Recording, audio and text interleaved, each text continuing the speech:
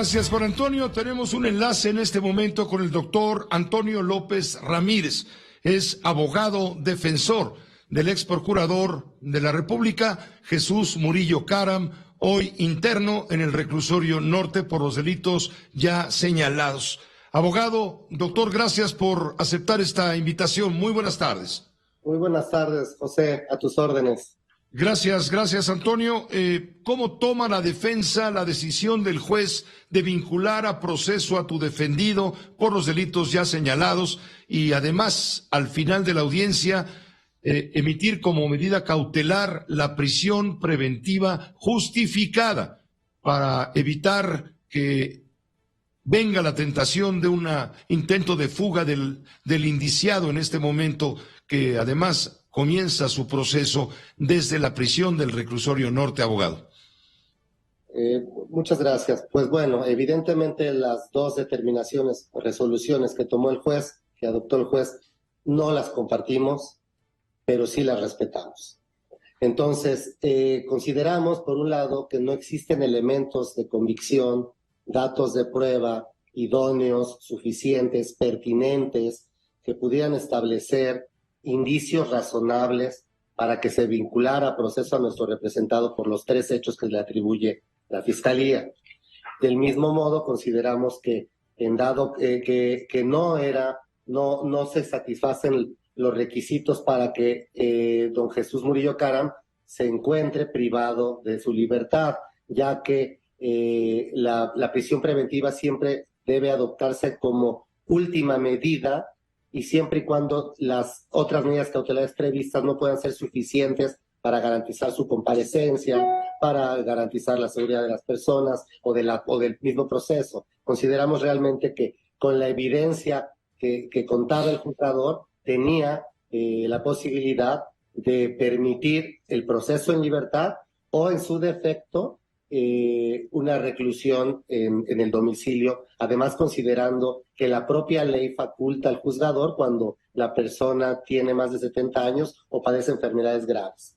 Que es precisamente el caso. Él tiene padecimientos crónico-degenerativos y por eso ustedes supongo que van a apelar la resolución del juez sobre este caso en particular, que redunda en perjuicio de la libertad de Jesús Murillo Caram, bueno, que lo obliga a estar en el proceso de investigaciones previas dentro del reclusorio norte. Pues ambas resoluciones, tanto la vinculación a proceso como la medida cautelar impuesta, estamos analizando su equipo de defensores, cuál será el medio de impugnación idóneo y más eficaz para poder interponerlo. Pudiese ser o una apelación o una demanda de amparo indirecto. Es lo que va a seguir a continuación, porque todavía le cuelga para que vuelva a haber una audiencia, abogado. Es correcto, esto contamos con un plazo de 15 días si es que se decide por el amparo, y paralelamente y simultáneamente estamos en un plazo de investigación complementaria, en donde la idea de la defensa será allegarnos de datos de prueba para poder desvirtuar o desestimar la acusación que pudiese formular la Fiscalía en su momento.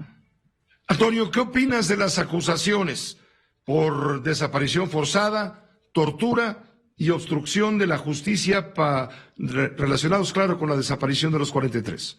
Pues mire, si gusta le explicaré de uno por uno nuestra posición.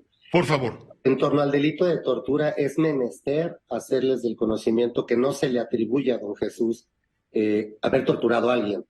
El hecho que se le atribuye es, al parecer de la Fiscalía, a juicio de la Fiscalía, don Jesús, por su cargo, por haber sido el titular de la institución, tenía que haber tenido conocimiento de que habían ciertos actos de tortura. En concreto, se le atribuye 4 personas torturadas, es decir, y torturadas me refiero a que obligados a emitir una declaración incriminatoria en un día, el día 27 y 28 de octubre, y que al tener esa jerarquía dentro de la institución, él tenía que tener ese conocimiento y tenía que haber denunciado. Esa es el primer delito que se atribuye.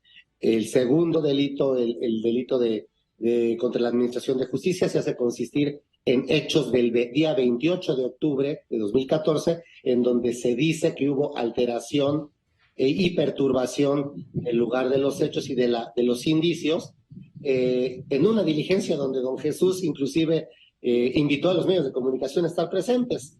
Entonces, se dice que hubo una instrucción desde la cabeza de la fiscal de la Procuraduría para esta alteración de evidencia, lo cual pues evidentemente no compartimos y repetimos, no hay ni siquiera, tanto en tortura como en los 3 delitos, no hay ningún testigo, no hay ninguna víctima y no hay ningún coimputado que señale directamente o que señale que don Jesús Murillo Caram hubiese dado una instrucción, hubiese consentido y ni siquiera hubiese conocido actos irregulares en la investigación.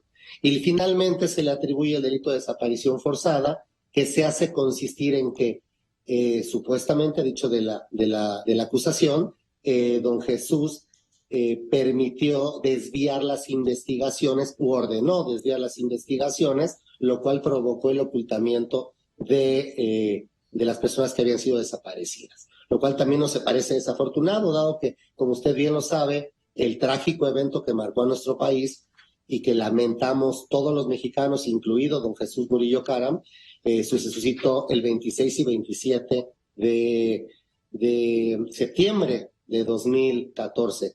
Y la Fiscalía atrae la investigación hasta el día 5 y 6 de octubre de 2014.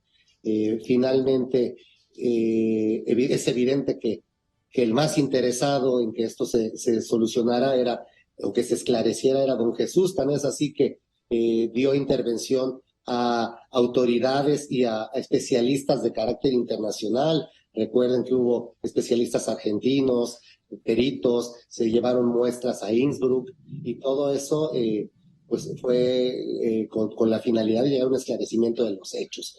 Consideramos que no debe pasar desapercibido que los fiscales tampoco son magos, los fiscales hacen su trabajo y las líneas de investigación los llevan a ciertos resultados. Eso ha pasado en todos los casos polémicos, eso pasó en el caso del cardenal Posadas Ocampo, eso pasó en el caso Colosio, y no significa forzosamente que haya dolo o mala fe. Fue una investigación que estuvo a cargo de la Fiscalía, cuyo titular era don Jesús, por 4 meses. Y si ustedes revisan la conferencia del 27 de enero, donde se tacha de que se cerró la investigación y se hablaba de una verdad histórica, en realidad, si analizan bien y las preguntas específicas que le formulan en esa misma conferencia, don Jesús, él dice que le falta las investigaciones de desaparición forzada, que él ya había generado las órdenes de aprehensión por secuestro, porque eran las penas más graves, y que la desaparición forzada por el tipo de delito tenía que ser cauteloso y no quería cometer errores.